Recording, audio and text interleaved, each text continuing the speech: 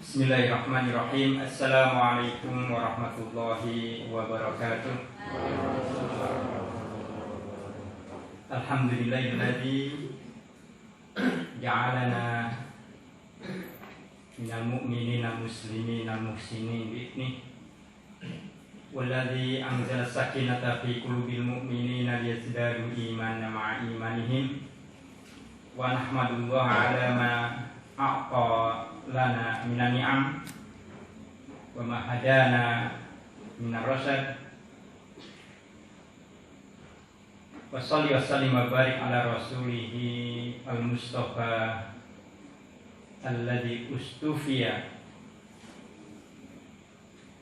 min rusulih akhiral anbiya'i wal mursalin khatamun nabiyyin yukhrijun nasa minadh-dhulumati ilan nur wa ittaqullaha haqqa tuqatih wa la tamutunna illa wa antum muslimun. Bapak-bapak, ibu-ibu, para santri santriwati dan hadirin yang senantiasa istiqomah dalam menuntut ilmu, karena sesungguhnya menuntut ilmu itu tidak selamanya sifatnya formil di kelas. Bahkan al-aslu fi thalabil ilmi, asal menuntut ilmu itu adalah ketika ada halaqah, ada majelis, ada ilmu, ada yang disampaikan, itulah thalabul ilmi. Mudah-mudahan kita termasuk dari golongan orang-orang yang thalibul ilmi dan fi sabilillah insyaallah. Para jamaah yang dirahmati Allah SWT, pada kali ini kita akan lanjutkan kajian surah Al-Baqarah ayat yang ke-21-22. Tadi sudah disampaikan oleh Ustaz Sarwici, tafsir tematik dalam bahasa Arab, tafsir maudhu'i. Ini harus dibedakan dengan hadis. Kalau hadis maudhu'i berarti hadis palsu. Tapi kalau tafsir maudhu'i, tafsir tematik. Namanya sama, maudhu'i. Tapi kalau di depannya hadis maudhu'i atau hadis maudhu' berarti hadis palsu. Kalau tafsir maudhu'i adalah tafsir tematik. Kita baca bersama. Saya baca terlebih dahulu. A'udzu billahi minasy syaithanir rajim. A'udzu billahi minasy syaithanir rajim. Ya ayyuhan nasu ubudu rabbakumul ladzi khalaqakum. Ya ayyuhan nasu ubudu rabbakumul ladzi khalaqakum. Alladzi khalaqakum walladzina min qablikum la'allakum tattaqun. Alladzi khalaqakum walladzina min qablikum la'allakum tattaqun. Alladzi ja'ala lakumul arda firasyan والسماء بناء. الذي جعل لكم الأرض فراشا والسماء بناء. جعل لكم الأرض فراشا والسماء بناء. جعل لكم الأرض فراشا والسماء بناء. Ini ada wakaf jaiz, meski tidak tertera huruf jimnya, tapi di sini dalam beberapa riwayat boleh berhenti pada binaa. Wa anzala minas samaa'i maa'a. Wa anzala minas samaa'i maa'a. Wa anzala minas samaa'i maa'a. ma'an fa'akhraja bihi minas samarati rizqan lakum wa anzala minas samaa'i ma'an fa'akhraja bihi minas samarati rizqan lakum fala taj'alu lillahi andadan wa antum ta'lamun fala taj'alu lillahi andadan wa antum ta'lamun. Allahumma hamna bil Qur'an. Membaca Al-Quran, tajwid, makhraj sifat, hukum-hukum mat itu menjadi syarat mutlak, dan insya Allah kita semua sudah hafal sejak SD ya. Mat kopi, mat asli, mat itu udah dari dulu. Hanya dari sisi nafas ini yang jarang kita perhatikan. Ibaratnya ketika kita membaca Al-Quran, nafas kita kalau kita ini sebelum masuk tafsir ini, kalau kita ilustrasikan dengan main layang-layang, ini nanti main layang sedaya ini. Kalau ngomong sampun, kita lagi sing sepuh-sepuh, riyen pasti ya. Main layang-layang, dolanan layang-layang itu nafas ibaratnya benang layang-layang. Sakit mengerti bapak ini? Ketika layang-layang itu bergerak menjauh, maka senarnya, senar diapakan itu? Dilepas pelan-pelan. Ketika akan kita tarik pelan-pelan, mau jatuh ditarik pelan-pelan. Jadi yang mengikuti senarnya apa layang-layangnya? Layang-layang ini sing melu senar apa senar sing melu yang layang ini? Senarnya. Nafasnya yang mengikuti bacaan atau bacaan mengikuti nafas? Nafas mengikuti bacaan. Itu rumusnya. Dan rumus ini pernah saya dapatkan dari mu'alim dari saya dulu. Saya masih ingat, cuma prakteknya lama itu. Jadi ternyata seperti itu. Ketika nafas itu kita lepas, senar itu kita lepas, saat layang-layang terbang, kita lepas saja. Apa yang terjadi? Bebas, dia nggak terarah jatuh. Demikian pula ketika kita tarik, maka juga kan contoh, ya ayyuhan nasu budu rabbakumul, itu ibaratnya layang-layang dilepas, senarnya dilepas. Nah ketika kita tarik terlalu kencang, ya ayyuhan nasu budu, pedot nih, pasti nggak akan sampai nih. Nah jadi layang-layang itu namanya senarnya, itulah nafas. Yang mudah-mudahan insya Allah bisa paham, bisa dipraktekkan. Insya Allah jika kunci itu bisa dipraktekkan sejak dini, nanti bacanya akan lebih baik. Saya agak telat nih ngertos itu, kuncinya itu agak telat. Kalau dari kecil, dari masih remaja insya Allah baik. Jadi bagaimana kita nafas itu mengikuti. Ya contoh, ya ayyuhan nasu u'budu rabbakumul ladzi khalaqakum wal ladzina min qablikum la'allakum tattaqun alladzi ja'ala lakumul arda firasyan was samaa'a binaa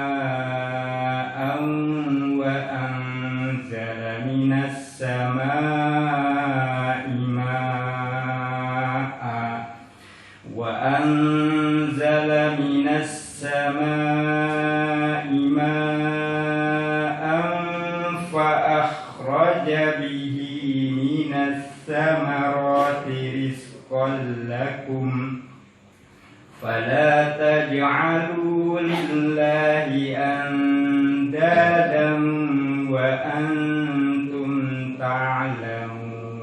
ya'lamun. Itu dasarnya.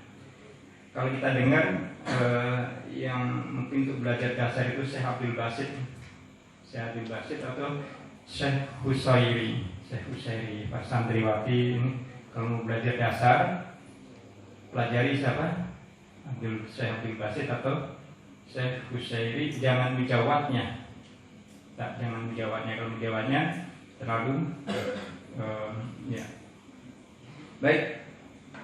Itulah yang nanti dalam ilmu qiraah, nafas itulah yang nanti menjadi hikmah pemotongan ayat atau yang kita dengan waqaf wal ibtida. Ada istilah waqaf ibtida ya. Waqaf wal ibtida, memulai dan mengawali. Mushaf Madinah dan mushaf kita itu sedikit ada perbedaan. Kalau di kita menggunakan ada mim. Kalau Madinah pakainya qaf lam. Mim itu lazim, berarti harus tidak boleh terus nih, berarti lazim harus berhenti. Kalau qaf lam waqaf aula, berhenti lebih baik. Jadi boleh jalan. Itu sedikit perbedaan. Tapi nanti juga akan ada wakaf-wakaf yang lain, karena istilah itu qaf lam, shad lam, jim itu termasuk ijtihadiyah dalam kodenya. Hanya cara membacanya tetap berdasarkan riwayat. Baik, para jamaah yang dirahmati Allah SWT, kita masuki ke kandungannya. Ya ayyuhan nas. Biasanya panggilan jarak dekat itu tidak menggunakan ya ayyuha. Ketika menggunakan ya ayyuha itu untuk panggilan jarak jauh. Jadi seperti teriak gitu. Seperti di padang pasir, di tengah hutan, woi, dari jarak jauh. Itu asal menggunakan ya ayyuha, atau disebut dengan nidaul ba'id. Ada nida lil ba'id dalam ilmu balaghah. Alat untuk memanggil jarak jauh, ya ayyuha. Padahal Allah SWT dengan manusia itu sangat dekat. Sebagaimana dalam surah Al-Baqarah 186, wa idza sa'alaka 'ibadi 'anni fa inni qarib. Jika ada hambaku bertanya kepadaku, katakan aku sangat dekat. Jadi tidak mungkin Allah yang dekat masa manggilnya dengan jarak jauh. Berarti khurujul lafzi an ma'aniha. Penggunaan kata ya ayyuha ini di luar seharusnya, ada makna yang dimaksud. Pak RT, Pak RT, Assalamualaikum. Ada apa? Meniko griya kula nembe kebakaran. Nah, kebakaran apa? Niku genine gede banget niku. Koyake pun telas dape lah kok. Niku itu berarti nidaul qarib lil qarib. Panggilan dekat untuk dekat. Nah, kira-kira yang tepat menggunakan apa nih? Pripun nih?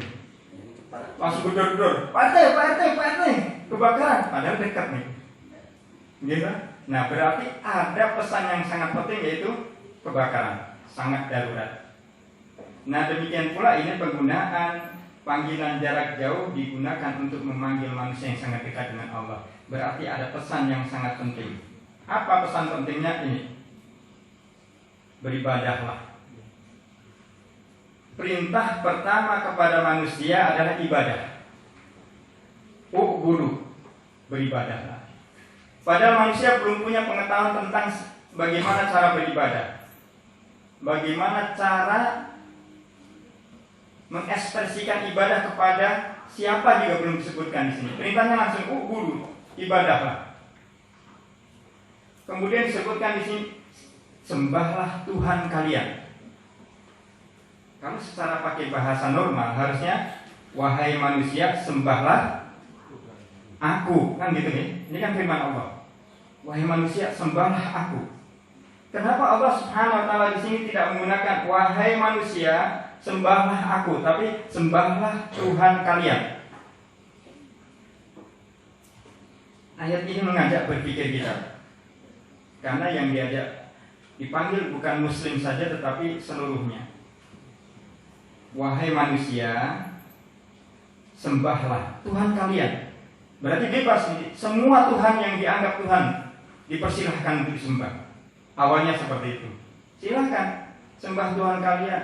Mau kalian mengakui batu sebagai Tuhan, mau mengakui ada berhala sebagai Tuhan, mau mengakui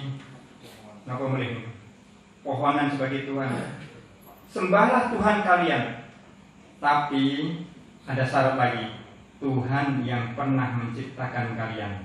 Nah, apakah batu menciptakan manusia? Tidak. Apakah pepohonan menciptakan kalian? Tidak. Apakah berhala menciptakan manusia? Tidak. Berarti dari kalimat ini saja sudah membatalkan sifat ketuhanan yang diklaim oleh orang-orang Arab jahili, bahwa batu, berhala dan sejenisnya itu sebagai Tuhan. Itu langsung gugur. Sifat Tuhannya langsung gugur. Sudah tidak lagi masuk kategori Tuhan. Betul, tapi bagaimana dengan orang-orang dulu? Sama, menciptakan orang-orang dahulu juga. Apakah bisa batu-batuan, berhala dan sebagainya? Tidak bisa. Maka dari sini otomatis perintahnya, wahai manusia, sembahlah, bebas kalian beribadah kepada siapa saja, tapi syaratnya sembahlah Tuhan yang menciptakan kalian dan menciptakan orang-orang sebelum kalian. Yang mana? Cari sendiri siapa yang menciptakan itu. Di sini manusia diberikan kebebasan mencari siapa Tuhan yang telah menciptakan dia. Berikutnya ayat ini diakhiri dengan kata la'allakum tattaqun. La'alla ini huruf taroji. Huruf taroji itu huruf pengharapan, agar, seandainya. Namun ini juga maknanya khurujul lafzi an ma'aniha. Lafaz ini keluar dari arti-artinya yang kemudian digunakan sebagai perintah. Maksudnya gimana? Maksudnya bertakwalah kalian. Jadi la'alla yang artinya agar dimaknai sebagai perintah.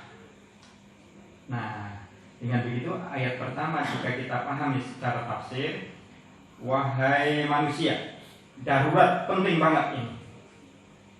Silahkan beribadah kalian kepada siapa saja yang kalian anggap Tuhan kalian. Tapi syaratnya dia telah menciptakan kalian, menciptakan nenek moyang kalian. Setelah itu taati yang kalian sembah itu. Di sini Allah belum menyebutkan sembah aku, belum. Jadi ini masih sifat makiyah. Ayat makiyah, ayat yang awal-awal turun, meskipun surah Al-Baqarah itu madaniyah, tetapi di dalamnya ada makiyahnya. Berikutnya Allah SWT menyebutkan, dan Tuhan yang kalian taati, yang menciptakan kalian, menciptakan orang-orang sebelum kalian itu, tidak hanya menciptakan kemudian membiarkan kalian, tapi dia alladzi ja'ala lakumul arda firasyan was samaa'a binaa'a.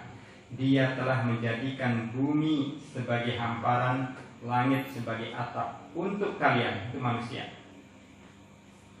Pertanyaannya, duluan mana manusia diciptakan dengan langit dan bumi? Mana duluan? Langit bumi dulu atau manusia dulu? Langit dulu. Tapi kalau mengikuti urutan di sini, manusia dulu. Ya. Ternyata perbedaannya pada kata khalaqa.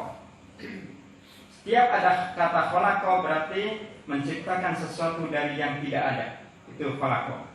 Membuat sesuatu dari yang tidak ada itu menggunakan khalaqa. Ketika menggunakan ja'ala berarti menjadikan sesuatu yang sudah ada dialihfungsikan, itu ja'ala. Contoh, meja dijadikan tempat tidur. Nah, itu menggunakan ja'ala, bukan khalaqa. Meja dijadikan tempat tidur. Kursi dijadikan tempat berpijak atau tangga, dan seterusnya. Jadi mengalihkan fungsi ja'ala. Ini menunjukkan bumi dan langit telah diciptakan Allah terlebih dahulu sebelum manusia diciptakan. Dan itu sudah direncanakan Allah. Kelak Allah akan ciptakan manusia dan sudah disediakan langit dan buminya dulu. Jadi lahannya sudah ada. Mana kalimat yang menunjukkan bahwa bumi dan langit diciptakan, disediakan untuk manusia? Ada kata lakum di sini. Bagi kalian. Berarti Allah sudah menyediakan lahannya. Sudah ada lahan, tinggal ditempati. Penghuninya belum ada. Baru kemudian setelah diciptakan manusia, ini pun kontroversi ketika diciptakan manusia. Di situ ada malaikat, ada iblis, semuanya protes. Melihat bumi yang begitu luas, langit yang begitu tinggi, malaikat dan jin itu protes, atau iblis protes kepada Allah. Bagaimana menciptakan ya Allah makhluk yang akan berbuat kerusakan di bumi? Tidakkah cukup kami, makhluk-makhlukmu yang senantiasa bertasbih, beribadah kepadamu? Kenapa harus menciptakan lagi? Ini menunjukkan bahwa bagaimana para malaikat dan makhluk-makhluk lain pada waktu itu melihat bumi yang begitu luas, langit yang begitu tinggi ini, kalau disalah kelola, maka yang terjadi hanya akan kerusakan. Dan itu pernah terjadi dalam tafsir atau bari. Dulu pernah ada satu makhluk yang menghuni di bumi, tapi kerjaannya yang membuat kerusakan. Sehingga malaikat tahu informasi itu, pernah menyaksikan. Jadi malaikat itu bukan tahu masa depan, tapi dia pernah tahu pengalaman dulu bumi ini pernah dihuni oleh makhluk-makhluk lain, dan makhluk itu justru membuat kerusakan. Ataj'alu fiha ma yufsidu fiha wa yasfiku dima'a wa nahnu nusabbihu bihamdika wa nuqaddisu lak. Apa enggak cukup ya Allah? Kami kurang apa, istilah bahasa kita ya? Kami ini kurang apa? Kurang beribadah gimana kok masih menciptakan makhluk lain? Apa jawab Allah? Inni a'lamu ma la ta'lamun. Aku lebih tahu dibandingkan kalian. Langsung kalimatnya ini, aku. Itu berarti menunjukkan otoritas. Udah, itu urusan aku. Maka dari sini malaikat pun terdiam. Nah, kemudian kita lanjutkan. Setelah Allah jadikan fungsi bumi sebagai hamparan, langit sebagai atap, lalu Allah SWT turunkan minas sama ima'a, menurunkan air dari langit. Dalam ilmu balaghah ada istilah mutabaqah yang sudah belajar balaghah. Mutabaqah itu lawan kata. Kalau turun berarti lawannya naik. Kalau naik berarti turun. Kalau keluar masuk. Itu namanya mutabaqah. Kalimat di sini ada kata anzala minas sama'i ma'a. Allah turunkan air dari langit.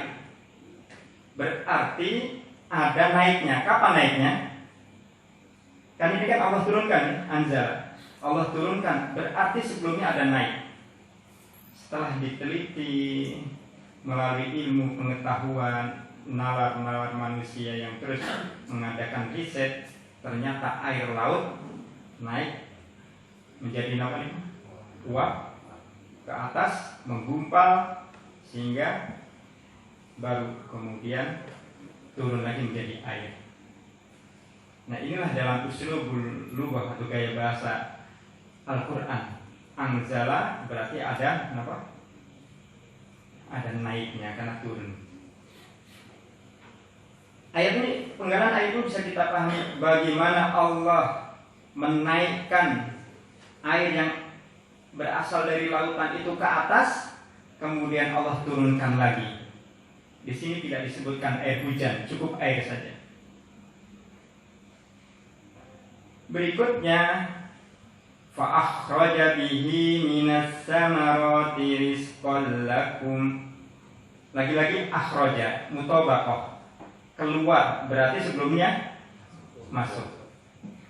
Air yang dari langit, yang dari bawah. Jadi asal air itu dari bawah naik kemudian turun. Setelah turun air itu kemana? Masuk. Kalimat masuknya tidak disebutkan, tapi keluarnya yang disebutkan. Setelah masuk ke dalam tanah, baru akhroja, air itu keluar. Bentuknya sudah berbeda. Bentuknya apa? Buah-buahan, samarot. Tentu melalui proses. Kalau cabai ya tumbuh dulu batangnya, kemudian ada daunnya, baru ada buahnya. Kalau pohon mangga batangnya, kemudian ranting, ada daun, ada bunganya, kemudian ada buahnya, dan seterusnya. Samarot, rizqal lakum, semua itu rezeki bagi kalian.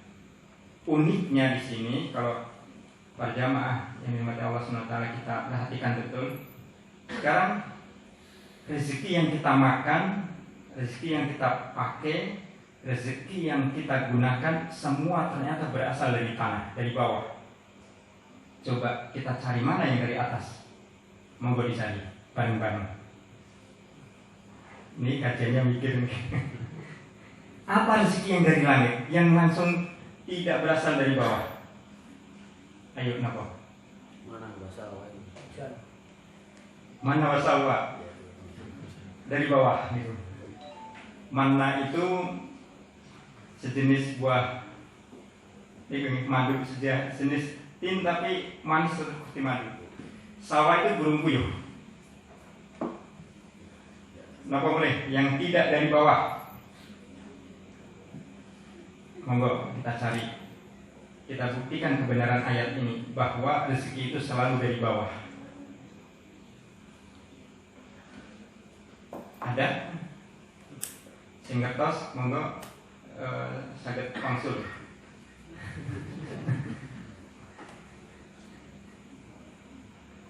Ini ada santri tahu? Coba, apa rezeki yang tidak berasal dari bawah?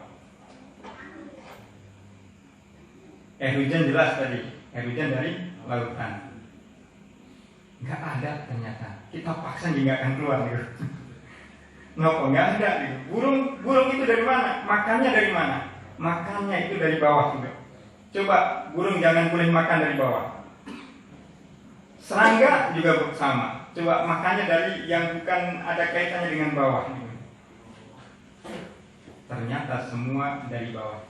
Ayat ini disebut dengan tafsir al-isyari al-ilmi.